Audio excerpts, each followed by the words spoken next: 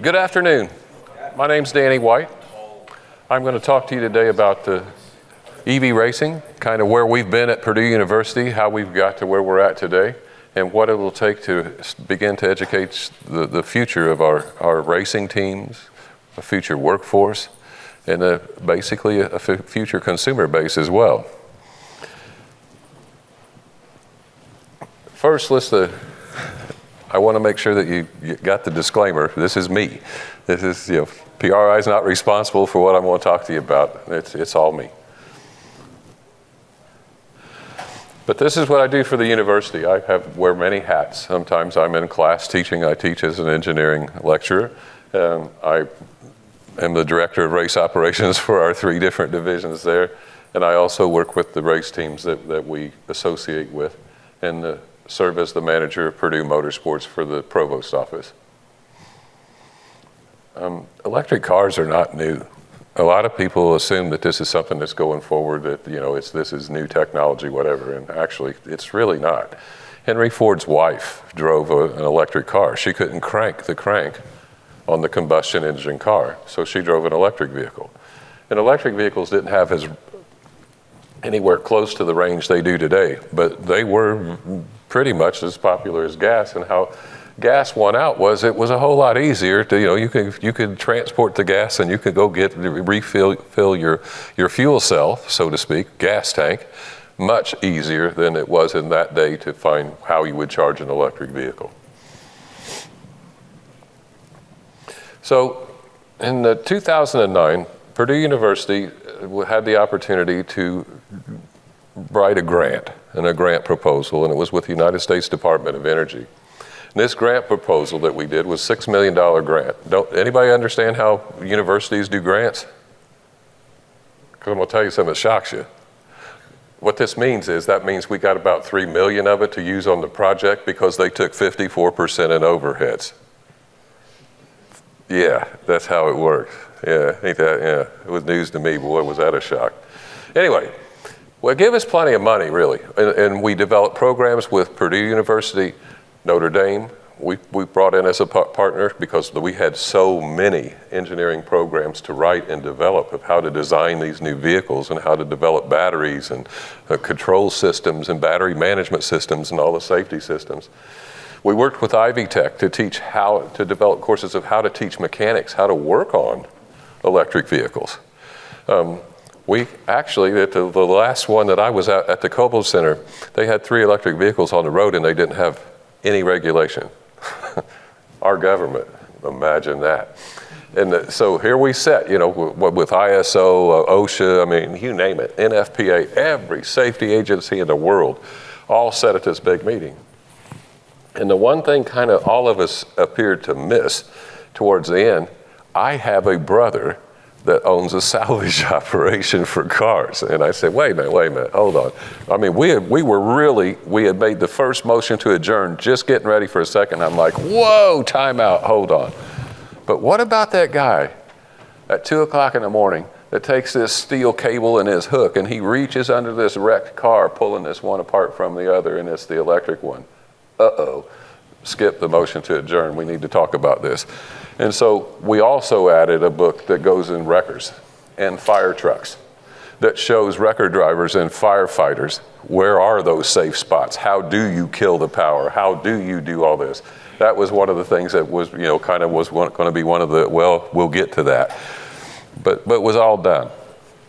So the whole point with it was how we got this grant, and you're going to laugh. If any of you from Indiana, anybody? Well, Purdue has had over 50 years, we've had a go-kart race. Indiana University has a bicycle race, and we do them both in May. Theirs is called the Little 500, and that's called the Purdue Grand Prix. So when we applied for this grant, we threw in one little paragraph that said, hey, on the change in the perception, boy, do we have the way. We will do a second Grand Prix race in the spring with the students, and it'll be all electric. And that's what got us the grant. They believed that that was the best proposal they had to begin to change the perception at the right demographic group. So that's how we got this grant, and this is what took everything forward to start with. So from that, we created what's in the middle, the EV Grand Prix, and I don't think they put it on here, but it is copyright and trademark protected. The EV Grand Prix went on for a number of years with just college only, and that's all we were interested in, was just the college. That's what the grant was for. We had teams that come in from China, from Canada, from Wales, England, Scotland, Ireland, I mean, and some of them pretty big name universities. And so it went really, really well. It went so well, we had a lot of high school teachers that would come to the event and start to bring their high school students. And then they started to ask us, why can't we do this at a high school level? Why can't we bring this down to a high school level? Because this would be an excellent platform to teach from, a platform of relevance. So when students are trying to learn about Stokes' law, Bernoulli's law, different things like that, they're all in the go-kart. It's all in what they're going to do if they do this go-kart team properly. And so what we did was we worked with the high schools and we set it up similar to Project Lead the Way with, you have to raise the money yourself, the students. This isn't supposed to be something that's going to cost the school a bunch of money. You're supposed to literally go out and work with the businesses in your community and identify those businesses in the community. Ask them to come in for a meeting. Tell them what you want to do. The whole price of a high school program is $6,000.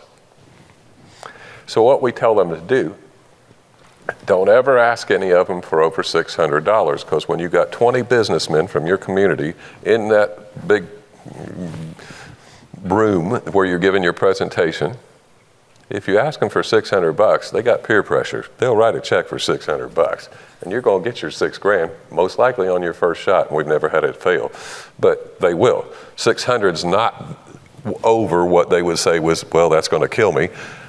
Now, what has that also done for the school that we all know needs to be done? You're bringing the community back into the school. You're bringing the businesses back into the school as well. And if we don't do that, that's part of the problem. It takes, as the old saying goes, it takes a village. This, if you use the EV Grand Prix High School program, that gives you the village back in a school. Now it's for that superintendent and that principal to keep the village in the school, but we've brought you the village back to the school to help the kids. The gold one, believe it or not, I'm still a little kind of about that one.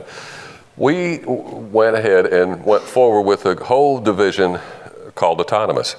And so there's no driver in those carts. And what it was kind of in conjunction, we did that with the Indy Autonomous Series, which is an Indy Lights car that runs autonomous, and I'll show you that in a bit. But that was the qualifier. If you couldn't do it with a go-kart that cost $6,000, why am I going to let you touch a $350,000 Indy Lights car?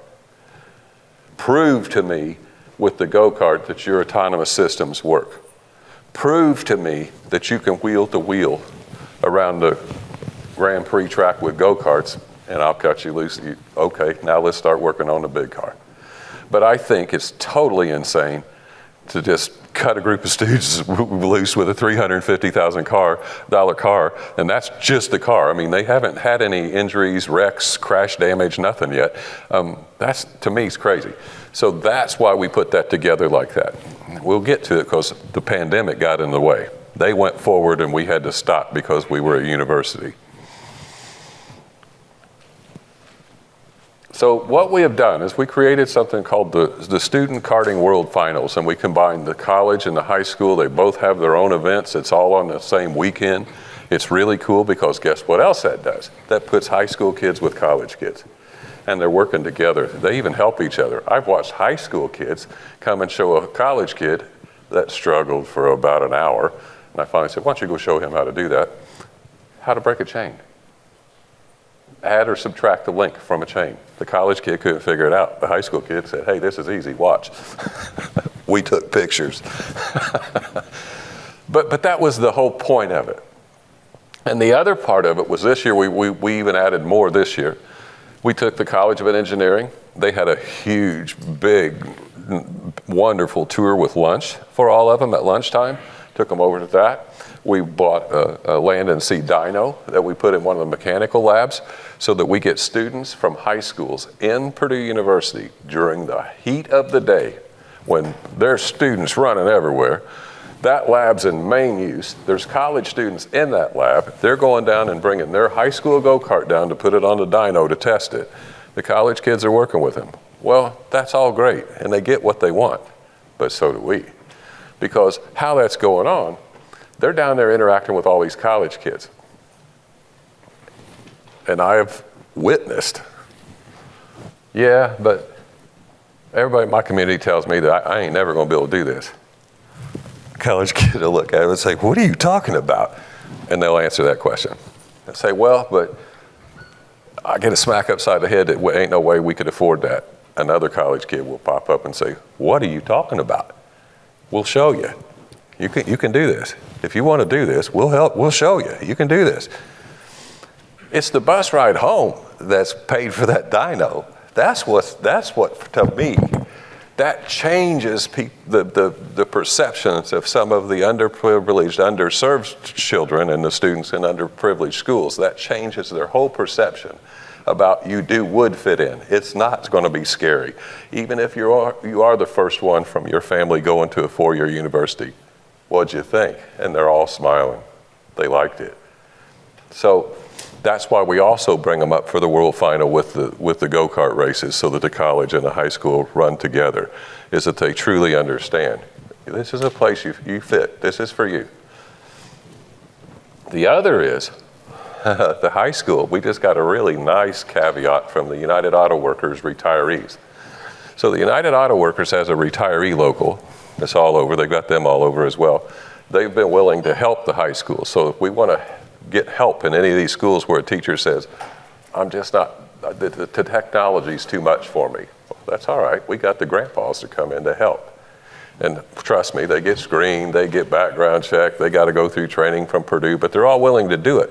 Because in this era of time that we live in, grandpas weren't really there. The dads didn't get to transfer the skills to the son. I mean, a kid today in any of my classes, has he ever changed a tire? No. Changed a spark plug? No. Is there anything like that you can do today? Probably not. But there are skills we can still teach them. And if the teacher's intimidated, this group works well. The other thing, I'm so proud of the UAW, because when they come to us, what they wanted to do was give us 5 underprivileged, underserved schools a year. 5. You name 5 of them. We'll pay everything. We like they've been working with us 3 years. They like the program so well, they'll pay everything for the underserved, underprivileged. And you know what they want to do? As these factories flip, I want you to think about this for a minute. The general consensus from our government was, we don't have the skills or the trained staff here to really transition over to electric vehicle manufacturing. Those jobs will probably have to go to Mexico. And that's when Purdue stood up and said, whoa, whoa, whoa, whoa, time out. 10 years ago, we developed all these training programs that you need for your engineers, your designers, everything. They're sitting on a shelf with dust on them.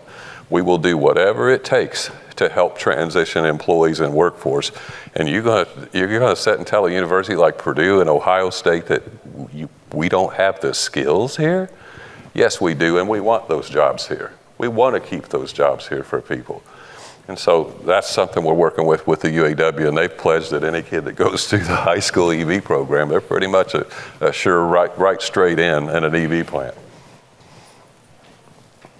The other thing that we did that really kind of, I would say, speaks loudly for the programming was the World Karting Association, or the WKA. I had first worked with USAC, and we tried it with USAC for a year, and it was really hard to transition from a kind of a pro racing mentality to be able to deal with students that have never raced before. And how do you, managing the two is very, very different. So we ended up going with the World Karting Association. And about the 2nd or 3rd year in, the World Karting Association started the electric karting series. And they really were partners, true partners, got the price down where we got a $6,000 price point. And I couldn't ask for better partners. They're downstairs in the EV performance room. But couldn't ask for better partners from them. They've been great. We've had we've been doing this together for 6 years. And anything that we need, they do it. They're the only kart manufacturer and a kart distributor that came along that said, we will carry everything. because it's a big problem with schools. If you decide to get into the education part of it, this is something, a lesson I'll share with you that we learned, and the electric karting series really helped with this. If they have to write 5 POs, ooh, that's tough. If they got 1 PO or 1 credit card transaction, they love it. So that's what the electric karting series and Top Kart got together and did. So they carry the motors, the controllers, the batteries, the tire, you name it.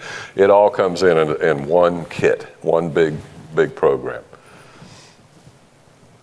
And the Motor Speedway, the Indianapolis Motor Speedway has been our friend from the beginning. And they partnered with us on year 2 and wanted us to begin to do some of the races down there, so we helped change that perception. We've had 1 year where we did it at the Motor Speedway where we had a flatbed truck with windmills and solar panels, and all the carts were charged literally completely green, nothing coming out of a plug. This is at our track at Purdue, so we have a very nice track. We had to build new brick restrooms that match the baseball diamonds, so now I got $1,250,000 in it. So it's needless to say, it's beautiful. But these are the electric karts, and these are actually high school students that have built all these electric karts, and that's the electric high school series that you see there. What does this do? Not only does it help change the perception of electric vehicles and teach young students today about the vehicles and the transportation systems that they will face in their future, but it prepares them for great jobs. It gives them a leg up on some others that really don't understand this that well. But one of the things I think better than anything, it gives them self-confidence. It gives them things they'll remember forever. One of the things that we're learning very well with millennials, we learned it with them, we're now learning with Gen Zs, I mean, it just keeps going, is the more hands-on they do, they retain all of that. If they do rote learning, they don't. And what really got me once is with a college student, I asked him to go to a listed toolbox, get me a 3/4 inch box end wrench. He stood there forever. His problem was he didn't know what a box end wrench was. So we got past that. But there's been many, many times like that. I give one a protractor. I said, now look, here's the sheet that's got the dimensions for that seat on that cart. And so to balance that cart, this is the angle, here's where you're supposed to be at these 2 points, whatever. The 2 points he was working on. Well, I got to the protractor. Can you show me how to use a protractor? What are you talking about? You just walked out of calculus class. Why would I show you how to, what are you talking about? Another one did the same thing with me with a tape measure. Will you remind me how to use this tape measure again? And again, just walked out of calculus class into my lab. Made me realize something's wrong here. Real quick. And that's really, to be honest with you, that was all this started as why we added more and more academics and things and projects into the EV Grand Prix was what we was realizing was all these kids that come to college that have to take remedial classes, the majority of them are in math. They did not retain, of all things, a lot of their basic math. There's some basic things that you would be surprised that a lot of us, and especially us fellas with the good old gray hair, wow, we'd been grounded for 100 years, if we didn't learn some of these things and retain them. This is a picture of the first year. What we did the first year, instead of making them go full autonomous, we let them go remote control so that they could get their servos and their sensors and everything set up right. And it was a good idea because 2 of them, their servos would just rip clean off the mounts. Even though, students are a little hard-headed today. You can tell them, there's no way that little aluminum mount, it's not, oh yeah, all right, whatever. They learn from their mistakes. And we knew that, so let's do it year 1. Anderson University, this is their cart, Anderson University, little university up in Anderson, Indiana, they won the first year. Now this is year 2.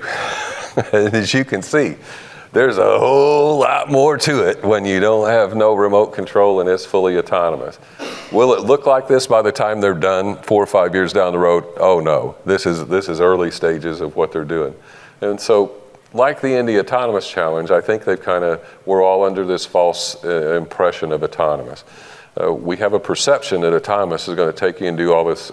Well, Berkeley, UC San Diego, Johns Hopkins, Embry-Riddle, Wisconsin, Michigan, Purdue, they're not full autonomous yet.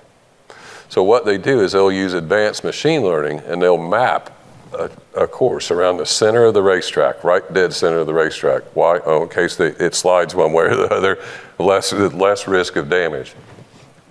But that's what goes on when you see the Indy Autonomous Challenge cars go, is that they're using deep machine learning, and now they're at a point where they have two lines. So there's an alternative line that if you wanted to jump over the alternative line to pass. But it's not like vision, seeing wheel to wheel and what the drivers would do. We'll get there, and we'll get there eventually. But I will be the first to admit I was a bit shocked at where we really are, besides what you hear on the news media and what you hear all the time about autonomous. Well, trust me, from actually hands-on for 3 years, I kind of chuckle every time I hear those commercials like, yeah, right. It got me. It's hard to get me and trick me in motorsports. Autonomous got me. I thought that the country was way further ahead than where they are. And so that's the one that bit me out of my 13 years. We did a thing with community engagement and outreach, and it's very important. Like you're all, I know you got some focus in your mind of the RPM Act and what's going on. And some of the best things that we can do as a motorsports community is literally, we need to engage our communities. We need to work with our communities. And it matters not to me. I mean, if you want to use a program or some materials I have, and you want to do it with go-karts, I don't care. Do something. Do something and get engaged with your community, get engaged with the kids, and show them how that motorsports can be a platform that really helps them when it comes to STEM disciplines. There are so many STEM disciplines involved. That's what M-STEM 3 means. M, of course, is for motorsports. The 3 is because it involves motorsports, manufacturing, and medicine. We have a medical barn at the Indianapolis Motor Speedway. I don't know if you've ever opened the door to that thing, but it's a level 5 trauma center, or five level 1 trauma centers all inside that thing. It's unbelievable. So it involves medical people, your emergency teams. It involves manufacturing. You got to build the cars, build all the equipment, do all the engineering. And it's a very motorsports engineering intensive sport as well. So those are 3 real strong STEM disciplines that sit right there just glaring at us every day. And we have things called track labs that you can do at the track that helps them. We've got all kinds of different things. We do these at fairs and STEM events. We find that it helps if you get out and actually take some of your stuff in your cars and go to fairs and talk to people about what it does for the community and how it can help the kids and how it can help them find what it is they want to do in the future. We do different things, like this one's with 2 of my students, and we're at the Indiana State Museum. We were invited down there. They wanted to start beginning a history of electric vehicles and what we were doing at Purdue with electric go-karts and electric transportation. And both of these students, the one standing beside me now works at Tesla in the engineering department, and the other one works for an Interdel offshoot that is doing batteries in Arizona. So, I mean, they all go off to do great jobs. This is that dyno I talked to you about. And it wasn't that expensive to get the results that we got from it, I promise. And as you can see, I mean, that's the students. There's 3 college students working, and if I've got 2 or 3 high school students in there with them, they're all talking. And they're showing them how they're doing different things and why this is doing that and what's going on. And they just walk away fascinated and blown away that, wow, this isn't anything like I thought it was. And that's what we really want to do. The other is there's ride and drives that you can do. So like if you want to get people interested in motorsports, this is just one thing. So I think they probably have their display this year as well. But Miles Ahead is a company that Angela Savage, Steve Savage's daughter, and another gentleman run. And what they do is they go to corporations or big events, and they bring their 10 carts and let people just take a drive and feel the torque of an electric car. It's unbelievable.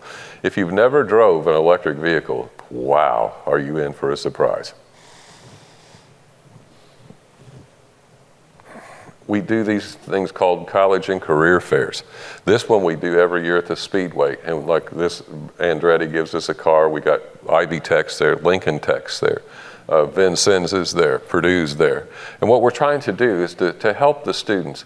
We do 2 days of junior high and then 2 days of high school. And they're very different groups, trust me. Don't try to mix them. We tried that and you don't want to do that. But what it helps them do is we've got all kinds of things from all them different universities, and we're trying to get them there from the excitement of the Speedway, because the half of the time they're spending in the display, when they're done, they eat lunch and then go watch the cars for a while. So, and the other group is in reverse. But it gets them there. It gets them thinking about what do they want to do? Where do they want to go to school? They can talk with drivers. They can talk with mechanics. They can talk with engineers. What was your path to get to where you're at and what you want to do? How much money do you make? There is nothing off limits that we do in a college and career fair. Nothing. We take students, as an example, these are students from a very underserved, underprivileged high school here in Indianapolis, George Washington High School. One of these students can speak English. So we took them to the Delara factory, and Stefano gave them the tour from hell, so to speak. But pay attention to the car, because they didn't really understand the significance of the car they were sitting on when we snapped the picture. Anybody remember when the Rolling Stones did their last tour? That was from the Stones tour at Indianapolis Motor Speedway. That was the car. So they got something to remember for a long time. And they were all great kids. You know the hardest word we had with them? Apex. Our translator from Purdue, and they're trying to figure out how to explain apex on the turn, and that he was premature or late. And that was the toughest one of the day. On your municipal and state government, we stay engaged with our local officials. I mean, really heavy. City, county councilors, all that, to show them what we're doing with the schools, how we're trying to engage with the schools, and how motorsports is a part of their community. I actually am I'm vice president of the board of directors of Marion County Farm Bureau. And so I also lobby at the state level for Farm Bureau, so I get to interact with the state elected officials. And I advise all of you, anytime you get a chance to interact with your state officials, do so. And talk to them about your sport and education and what you think is important to you.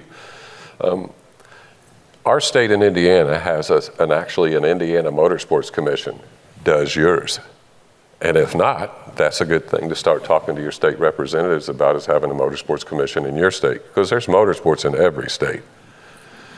Tax abatements for racetracks and team shops. That's another thing that comes beneficial as we really struggled for our sport to survive. Why would you not? It took me forever to talk to Motor Speedway to go and ask for a tax abatement for all of their property. But that's something that really helps our industry and helps you sustain.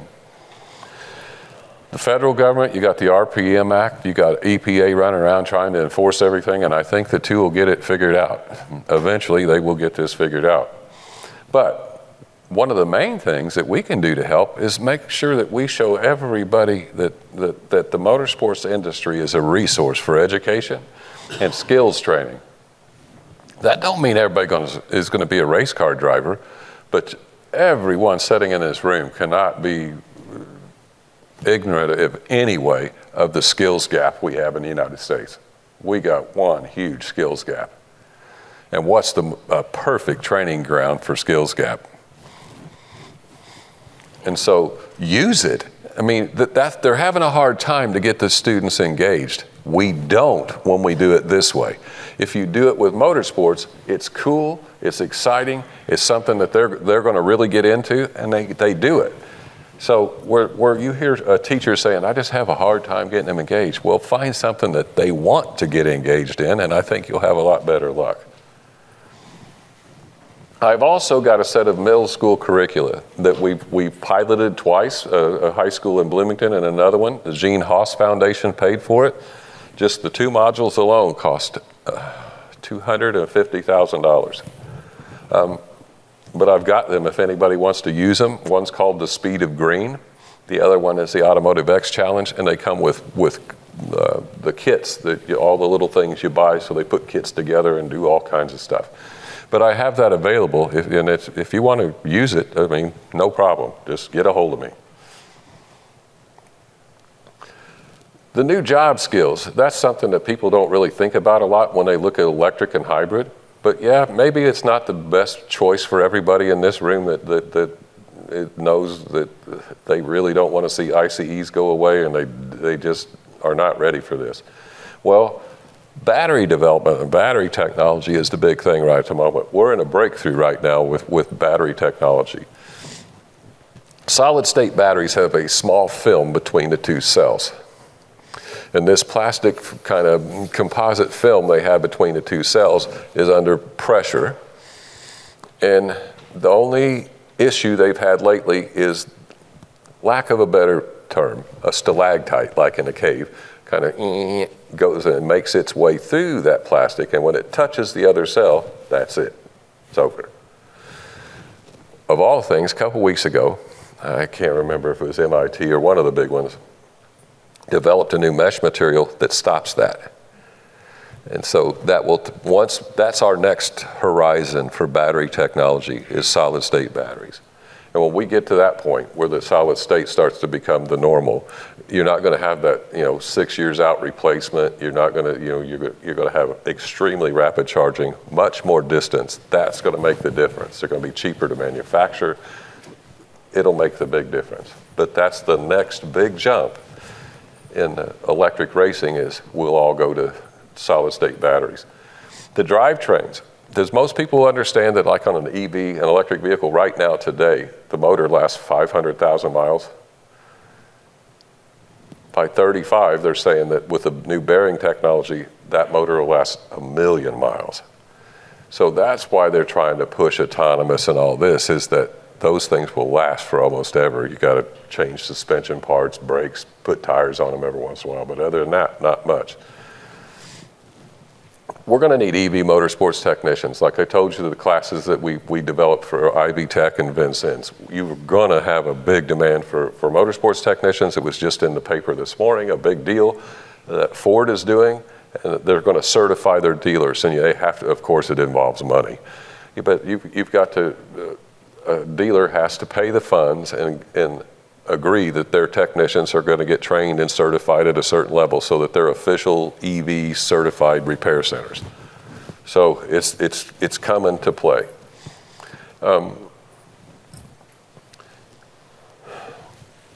Will they use motorsports for a test ground? They're already doing it with Formula E, with some others. I mean, Formula E had the best battery technology before anybody else. And that if you use motorsports for a test ground, we are at that moment where that we can go back to being relevant as a testing facility as well, of doing a lot of testing because of the EV and hydrogen cell technology. Why not test it on motorsports? I have a professor that has a system he uses. He puts little sensors on electric motors, and he can tell you within a week of when that electric motor is going to fail. Man, he loves our kids. We don't use an electric motor like everybody else does. We push it from nothing to full blast to off, to full blast to off, to full blast to off, to over and over and over and over. So I can give him a life cycle on a battery that is like the most extreme he's ever seen, and the system works. But he's always over collecting up our old motors, wanting to see what happened. So it even helps with that, with research to help people do predictive technologies of when things will fail. So that's why I think we can really use it as a test ground. Driver training, if you want to do that, I've been talking back and forth with the people at Formula E, and the problem they have is there's not a really good e-sport that prepares drivers for driving electric vehicles, because it's a whole different mental pattern, so to speak. You got to manage your energy. There's a lot of things you got to do different, and you really have to learn how to do that. And where will that come from? And it will come from eSport. Eventually, it's going to come from eSport. We're already working with one. I can't get into much detail, but we're already working with one. And we're working with them for two things, and the second will really surprise you. The first one we're working with them on is strictly for people that want to be drivers in e-sport, so that you already will understand how to manage battery and power and do all this stuff. The other is, why every time we do an e-sports is it for drivers? So one of the things we're talking with Microsoft about is to develop an e-sport program where the students have to set the car up like the actual crew of the car. The team driver, like for Juncos, we'd have Islet. He would drive each one of the simulators after they set it up. He'll give them feedback. What's wrong with it? They got so many minutes to make the changes. He drives the car a second time. Whichever one's the fastest, that team wins.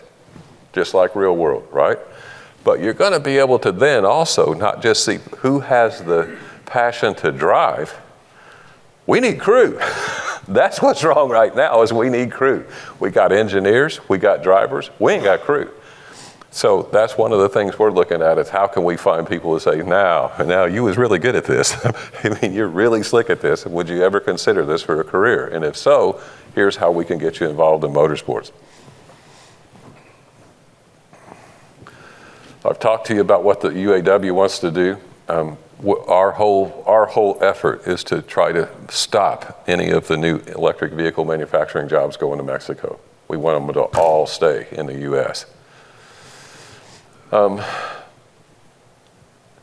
It doesn't matter where you're at. I've got kids that are doing this in San Antonio, Texas, and you've got every EV dealer, you've got the Electric Vehicle Association, you've got all of these that are just sniffing around because these are the students they want.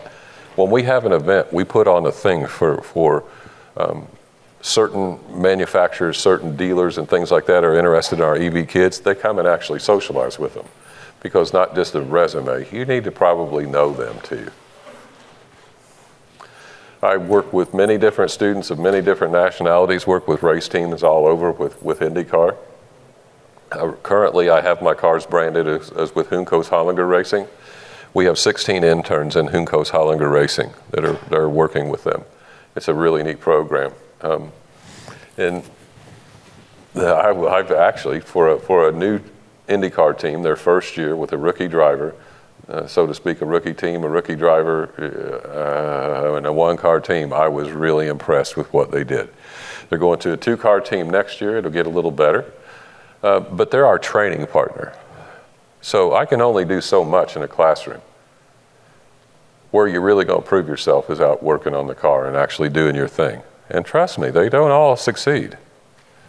You know, you may think that this is a good one coming out of the classroom and they're going to have it, but if you misjudge that passion for motorsports or how hard they wanted to work or something like that, that you just was off a little bit. I've had 3 that have failed this year out of 16. So, and it's not that they've, I would say, failed, that they've kind of mutually decided with a team that just really isn't for them. And that's okay. That's what internships are about. But what a partner. And they will be training a lot of our future race crews. I just really like working with Ricardo. It's a really neat program. We had another program going on, and that was with Tony Keating and the Keating Supercar. We was over in England a lot working on that, and then the pandemic happened. So this was going to be our first electric supercar, and here come the pandemic. That is the Indy Autonomous Challenge car that they're going forward with now. That's the team. We partnered with West Point for the Indy Autonomous Challenge. We call it the Black and Gold team, Purdue and West Point working together. We also have a Formula SAE group that works out of mechanical engineering. We have the Formula SAE gas and then also a Formula SAE electric team as well. Our community college partner is Ivy Tech Community College in Vincennes. We are starting to get into virtual reality. We feel that that's probably a really strong avenue. When we first started to dabble with Minecraft, we found that most parents of students that are in school today also play Minecraft. So a neat tool that a parent-child can work together on. We did a couple of pilots with them so far, and they had really great results. But it's about our students and the future crews. That's what we got to do. If you want to get people excited about motorsports, you want to get your community behind you, we got to show them how that there are certain things that we do in motorsports that really make a difference when it comes to the STEM disciplines that all the students in their school is going to be exposed to. Internships are to die for. If you get good internships, we've had students intern with USAC, with NHRA, and with IndyCar and IMS, and fabulous results. Year one to now, I guess we did it. We changed, and now it's accepted. EV motorsports and EV racing, so to speak, is an accepted thing. They drag race, we do Grand Prix racing. I mean, they got Formula E, they got it all. So we're not totally responsible, but we made a dent to get it going.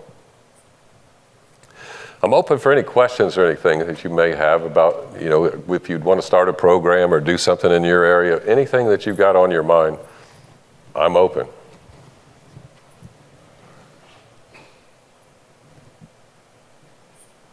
Yes, sir.